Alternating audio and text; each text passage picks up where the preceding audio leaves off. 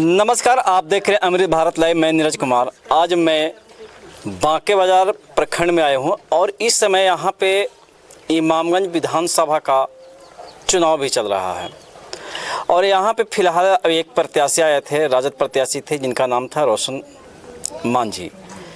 तो हम लोग उस पर तो चर्चा करेंगे ही करेंगे, लेकिन दूसरा चर्चा हम पहला नंबर करेंगे यहाँ के ब्लॉक प्रमुख हैं, इनसे हम वार्तालाप करेंगे और इनका नाम जानने का प्रयास करेंगे, क्योंकि पंचायतों को डेवलप करने के लिए, गाँव को डेवलप करने के लिए जो ब्लॉक प्रमुख होते हैं वो बहुत एक अहम भूमिका निभाते हैं।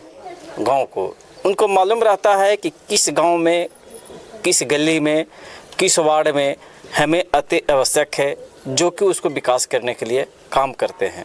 तो सबसे पहले इनका हम नाम जानेंगे। आपका चैनल का मैं सबसे हार्दिक अभिनंदन करता हूं। मेरा नाम बिंदेश्वर प्रसाद यादव हुआ। मैं टंडवा पंचायत समिति हूं। यहाँ 2 पंचायत समिति है, क्षेत्र संख्या 11 समय समिति हूं और मैं 2 बार चुनाव जीता और इस बार मैं बांके का प्रमुख के पद पे रहा। अच्छा। तो सर एक चीज़ बताइए, आप प्रमुख पद पर भी रह चुके हैं और अभी अभिषेक हैं भी। तो सर एक चीज़ बताइए कि आप पंचायतों को कैसा डेवलप करते हैं। हमने देखा है कई ऐसे गाँव हैं जो कि बहुत वहाँ जहाँ तहाँ आपने देखा, आपको हम बता देंगे, आपको लिस्ट हम दे देंगे, उस गांव में रोड अभी तक नहीं बना है। सर इसके बारे में क्या कहना चाहिए? देखिए, वहाँ का स्थानीय प्रतिनिधि पर निर्भर करता है। अब जानते हैं कि पंचायत समिति की कोई ज़्यादा फंडिंग नहीं होता है। अगर कोई पंचायत को विकास करने के लिए सबसे वहाँ का मुखिया के पास होता है, जो मुखिया पंचायत का मुख्यमंत्री होता है, और पंचायत एक तरह से प्रखंड का जो प्रमुख होते हैं उसका हम लोग एक मेंबर होते हैं, पंचायत समिति सदस्य, जिससे मुखिया का मेंबर वार्ड सदस्य होता है। तो इसमें मतलब हम 2016 में यहाँ चुनाव पहली बार लड़ा और मैं चुनाव जीता। और जब 2016 के पहले आप इधर से आए तो इधर कहीं आने जाने लायक सड़कें नहीं थी, किसी प्रकार के। हम लोग को फंड नहीं आता है, साल में 2-4-10 लाख आ गया तो आ गया, लेकिन हम मनरेगा के तहत पिछले रीजन में करोड़ों रुपया का योजना का हमने धरातल पर काम किया। और इस वर्ष भी मतलब वित्तीय वर्ष में 3 साल हो गया हमको, इस वर्ष भी कम से कम 40-50 लाख का पक्का कार्य किया। जो आप पंचायत समिति के में कि प्रमुख के? नहीं, पंचायत समिति प्रमुख, उप प्रमुख हम हैं। अच्छा, प्रमुख हम उप प्रमुख हैं। उप प्रमुख होता है मतलब आप खुद समझते हैं कि उप का महत्व क्या होता है। तो पिछले बार हम पंचायत समिति से, अभी पहले बोला मैं पिछले बार उप प्रमुख नहीं था, पिछले बार पंचायत समिति था। तो पंचायत समिति के रीजन में हम इतना योजना काम किया कि जो आप 8 वार्ड है, 8 वार्ड में 95% नहीं 98% महादलित परिवार रहते हैं, जिस वार्ड में आप बैठे हुए हैं। ये जो अभी स्कूल दिखाई रहा वहाँ 60 वार्ड स्टार्ट होता है।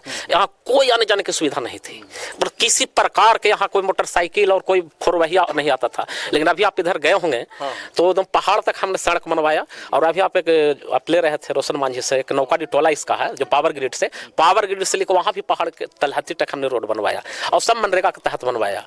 अभी आप इधर से कोई आने जाने का सुविधा नहीं थी। यहाँ इतना लचर पचर व्यवस्था थी कि कोई मतलब कोई हमारी माँ बहनों को जब प्रसव कराया जाता था तो यहाँ पे इतना गड्ढा था कि लोग कोई आने के लिए इधर नहीं, मतलब कभी कभी इतना परिस्थिति महादलित, इतना पूरे बिहार में घूमिए, इतना महादलित का एरिया साफ स्वच्छ कहीं दिखाई नहीं देगा। ये चीज़ तो हमने भी देखा है, ये चीज़ हमने भी देखा है कि जिस आपको गांव में जितने भी हैं हमने गया है, तो प्लस में साफ सफाई के साथ साथ में आपको रोड जो है ना बहुत अच्छा लगा हमें। तो इसके लिए हम आपको धन्यवाद भी देते हैं कि आपके पंचायत में जब एंट्री हम किए तो यहाँ पे साफ सफाई के मतलब कि इतना अच्छा हमको लगा कहने लायक। जैसे अभी 2001 में पंचायती चुनाव आया तो 2001 से आज 5वां चरण का जो मतलब 25 साल होने वाला है, 23 साल हो गया, 24 साल। तो 23-24 साल में आज तक कोई भी मुखिया जी, यहाँ के भी हमारे मुखिया जी भी वर्तमान में हैं, यहाँ महादलित परिवार से बिमला देवी, अभी एगो 12 लाख का नली बनाए हैं आगे, पहला योजना का धरातल पर उनका आया। इनके पहले भी मुखिया जी थे, लेकिन यहाँ कोई काम ही नहीं होता था। इन लोग पंचायत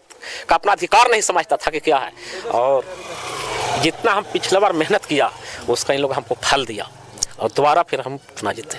अच्छा सर एक चीज़ बताइए, कहीं ना कहीं आप यहाँ के दलित के समाज के लोग रहते हैं, इनको घर जो है, घर देखने में आप उप प्रमुख भी हैं, तो इनको घर वो कैसे किया जाए सर? अब देख रहे हैं कि मिट्टी का मकान है, खपड़ा है, इनका पक्का कैसे किया जाए? जैसे अभी आपका भी दायित्व बनता है, प्रमुख है तो आपको भी तो दायित्व बनता है कि BDO CO जो भी अधिकारी है उनसे बात करके जैसे अभी आप किस पंचायत से हम नहीं जानते हैं, प्रत्येक पंचायत में जब दोबारा लोग मुखिया लोग जीते तो प्रत्येक पंचायत में मुख्यमंत्री आवास योजना आया, जो प्रत्येक पंचायत 3-3, 4-4 पंचायत मतलब योजना आया। तो हमारे क्षेत्र में भी 3 आवास आया पंचायत के अंतर्गत, जिसमें हम 2 योजना जी मुख्यमंत्री आवास योजना है। अच्छा, ये वाला अभी किस्त 15 दिन पहले आया है। एक किस्त और वहाँ जब लेने गए थे वहाँ था, और एक नावड़ी गांव है जहाँ मुखिया जी का गांव है। तो 3 में 2 मेरा ही वार्ड में आया। अच्छा। अब मुख्यमंत्री जब प्रधानमंत्री आवास योजना तो हम भरमार करवा देंगे, क्योंकि ज़्यादा से ज़्यादा महादलित परिवार हैं। आवास किसको चाहिए? महादलित परिवार को। यहाँ तो अगड़ों की आवास नहीं चाहिए, या कुछ लोग परिपूर्ण हैं उनको आवास नहीं चाहिए, लेकिन यहाँ हलचल मचा देता है। आवास सबको चाहिए, और उसी में जो उम्मीदवार होता है उसको लोग चुनाव हरवा देता है कि हमको आवास नहीं दिया। आवास सरकार जो गठन किया है, आवास उसको दायित्व मतलब जिसको होना चाहिए उसको होना चाहिए, जो है उसको होना चाहिए, चाहे किसी प्रकार का, आपका विपक्ष हो या पक्ष हो, वोट दे या ना दे, उसका मतलब नहीं होता है। जो जोग है उसको आवास मिलना चाहिए। अभी हमारे मतलब पूरा क्षेत्र में कहिए महादलित परिवार 75% आवासहीन है।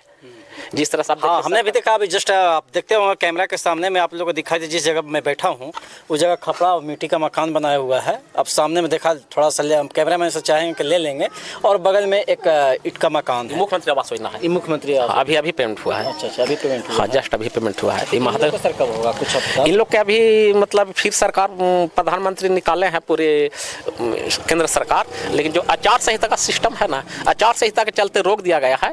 हो सकता है कि 25 नवंबर में खत्म होगा, दिसंबर में सबको रजिस्ट्रेशन कराया जाएगा, और जोग परिवार को हम चाहेंगे कि अपना क्षेत्र में कम से कम 500 आवास पुनः फिर हम लावें। अच्छा। सर, इस समय आपके यहाँ चुनाव भी चल रहा है जी, तो आपके यहाँ चुनाव चल रहा है, तो मुद्दा क्या रहा इस समय ज़्यादातर? क्योंकि आप प्रतिनिधि हैं, हम ये नहीं चाहेंगे कि आप किसी भी पार्टी की तरफ से बोलें, चाहे कुछ भी करें। हमके व्यक्तिगत बताइए कि यहाँ पर मुद्दा क्या रहा होगा। मुद्दा यहाँ विकास का है। जैसे